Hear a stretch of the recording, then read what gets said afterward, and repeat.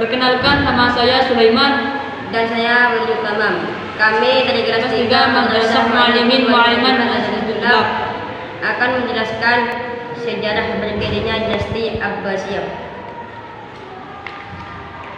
Awal berdirinya dinasti Abbasiyah berdiri setelah mereka berhasil melakukan dinasti Umayyah.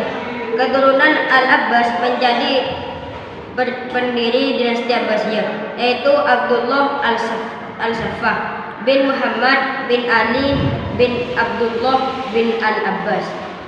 Kelompok Abbasiyah merasa lebih banyak memegang tonggak kekuasaan daripada Bani Umayyah, karena mereka berasal dari Bani Hashim yang lebih dekat garis keturunannya dengan Nabi Muhammad.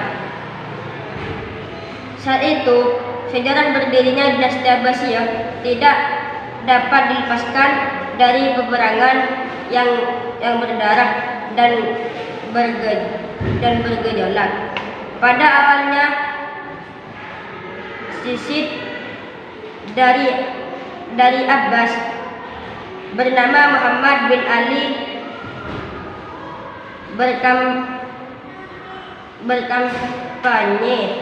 berkampanye yang mengembalikan kekuasaan perintahnya kepada keluarga Bani Hashim.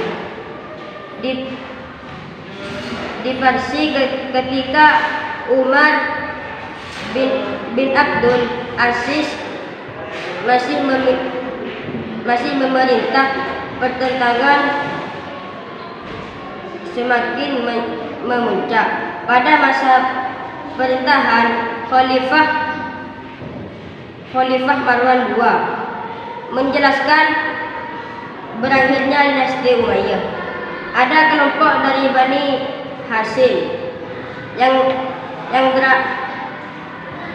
teraniaya sehingga melakukan perlawanan. Kelompok Bani Hashim keturunan Ali dipimpin oleh Abu Salamah, dan keturunan Abbas dipimpin oleh Ibrahim al-Imam.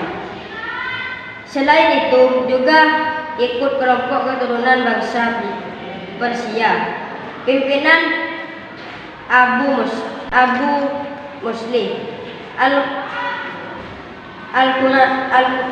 Al-Qurasai bekerja sama menaklukkan dinasti Umayyah. Pada akhirnya kaum Abbasiyah berhasil melakukan pimpinan terakhir Umayyah, yaitu Marwan bin Muhammad Abu Abbas Al-Saffah, berhasil meruntuhkan Bani Umayyah dan diangkat sebagai khalifah. Selama 3 abad, Bani Umayyah memegang kekuasaan kekhalifahan, mengusung kepemimpinan gaya Islam, dan menyuburkan kembali ilmu pengetahuan dan pengembangan budaya di Timur Tengah. Dan adapun daftar khalifah pada masa Daulah Abbasiyah: 1. As-Saffan, 2. Al-Mansur, 3. Al-Mahdi, 4. Al-Hadi, 5. Harun Ar-Rasyid, 6. Al-Amin, 7. Al-Ma'mun, 8. Al-Muntazir, 9. Al-Watiq, 10. Al-Mutawakkil, 11. Al-Muntasir, 12. Al-Musta'in, 13. Al-Mu'taz, 14. Al-Muqtadi, 15.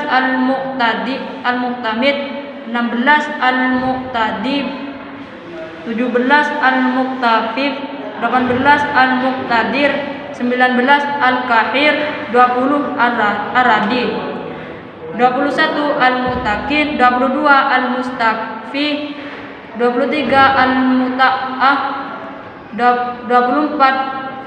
Al-Ta'i, 25 Al-Qadir, 26 Al-Qaim, 27 Al-Muqtadi, 28 Al-Mustazhir, 29 Al-Mustarsyid, 30 Al-Arsyid, 31 Al-Mutafid, 32 Al-Mustajib, 33 Al-Mustadi, 34 Al-Nasir, 35 Al-Zahir, 36 Al-Mustasir, 37 Al-Mustaqsim. Adapun keruntuhan dan kehancuran Bani Abbasiyah, kemunduran Bani Abbasiyah sebagai terlihat dalam periodisasi Khilafah Abbasiyah. Masa kemunduran dimulai sejak periode kedua. Namun demikian, faktor-faktor penyebabkan untuk tidak datang secara tiba-tiba sudah sampai berkembang dalam kerajaan kekuasaan Bani Abbasiyah. Terlihat bahwa apabila khalifah kuat, para menteri cenderung berperan sebagai kepada pengawal sipil. Tetapi jika khalifah lemah, mereka akan berkuasa mengatur roda pemerintahan. Di samping kelemahan khalifah, banyak faktor yang menyebabkan khalifah Abbasiyah menjadi mundur. Masing-masing faktor tersebut saling berkaitan satu sama lain. Beberapa di antaranya adalah sebagai berikut. A. Kemunduran hidup di kalangan penguasaan. B. Melebihkan bangsa asing dari bangsa Arab. C. Angkara murka terhadap Bani Umayyah dan Awaliyah. D. Perebutan kekuasaan antara kekuasaan Bani Abbasiyah. E. Pengaruh bid'ah agama dan filsafat. F. Konflik keagamaan. I.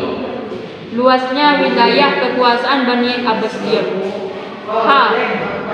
Ketergantungan dan kepercayaan khalifah kepada wazinnya sangat tinggi. Sekian dari kami. Wassalamualaikum warahmatullahi wabarakatuh.